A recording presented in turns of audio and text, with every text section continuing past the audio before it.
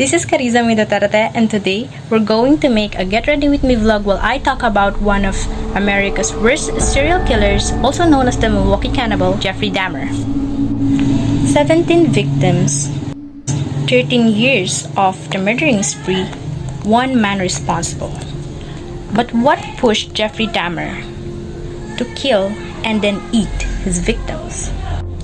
Born in Milwaukee, Dahmer had what he described as a normal childhood. But when he grew up, he developed an unusual obsession and interest that turned him into one of America's worst nightmares. When he turned 18, his parents got divorced, and he ended up living in their family home alone. Not long after that, he committed his first murder. He brought in a hitchhiker named Stephen Hicks, and that's when he accidentally killed Stephen using a dumbbell, pulverizing his bones after getting rid of the flesh. His dad came back and tried getting him into college, but he ended up dropping out of college and then going into the military.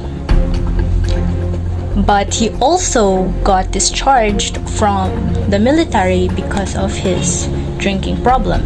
So he lived with his grandmother in Milwaukee. He joined the bathhouse, but he was kicked out when he started drugging and the men that he brought in. We're gonna do the contour. In 1997, he killed his second victim. Put some sleeping pills in his drink to render him conscious, and was just going to spend the night with him. When I woke up in the morning, my forearms were bruised, and his chest was bruised, and blood was coming out of his mouth. He was hanging over the side of the bed, and I have no memory of beating him to death, but I must have. He picked up Stephen Tomin at a bar and took him to a hotel. But when he woke up the next morning, Stephen was already lifeless. Jeffrey claimed that he had no recollection of what happened the night before. I had no intention of hurting him. When I woke up in the morning, he had a broken rib here. I was heavily bruised. Apparently I had beaten him to death with my fists. But somehow, that incident incited something in him that made him kill again. And that's when it all started again. But he got even worse after moving into an apartment in Milwaukee in 1991. This is where he would commit his most gruesome acts.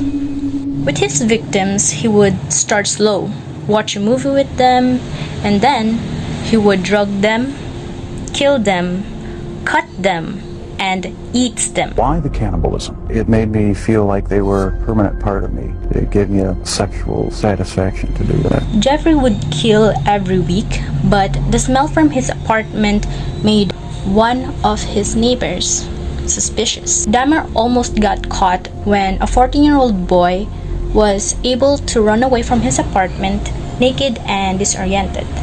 When the police got called, they wouldn't get anything from the boy because he was intoxicated and unable to speak.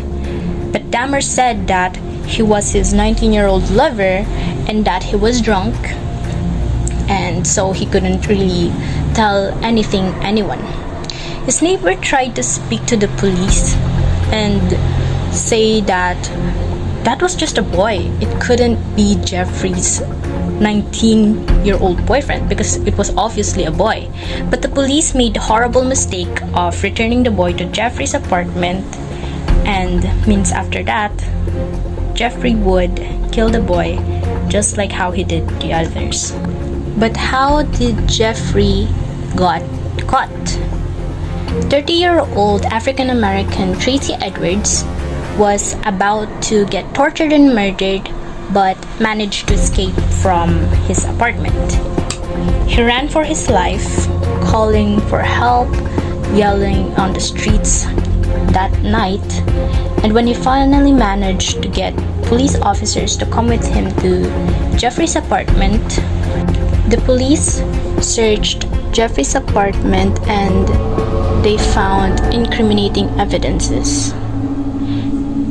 They found horrifying Polaroids, decapitated heads and genitals in the fridge. They found other body parts that he would dissolve inside drums. This was where the awful smell was coming from.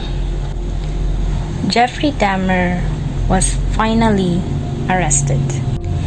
His trial started in January 1992, and because his victims are mostly Asians and African Americans, this caused outrage because people thought that his victims were based on race, something that he himself denies. No, race had nothing to do with it. It was just their looks.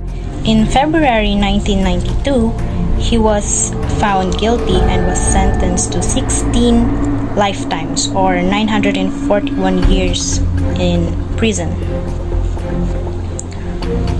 But in 1994, he was killed by his fellow inmate and was found in the bathroom floor.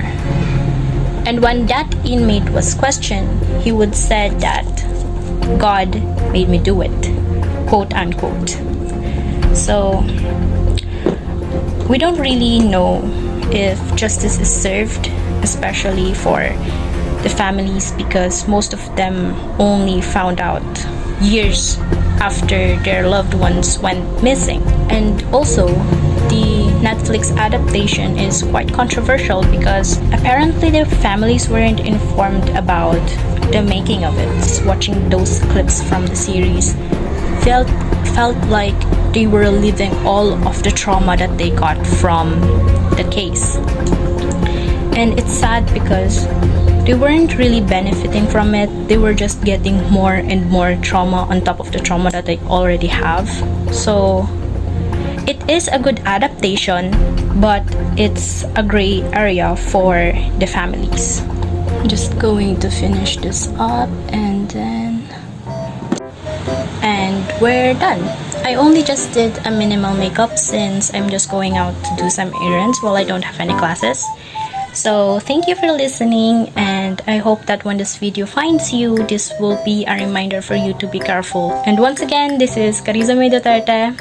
See you next time.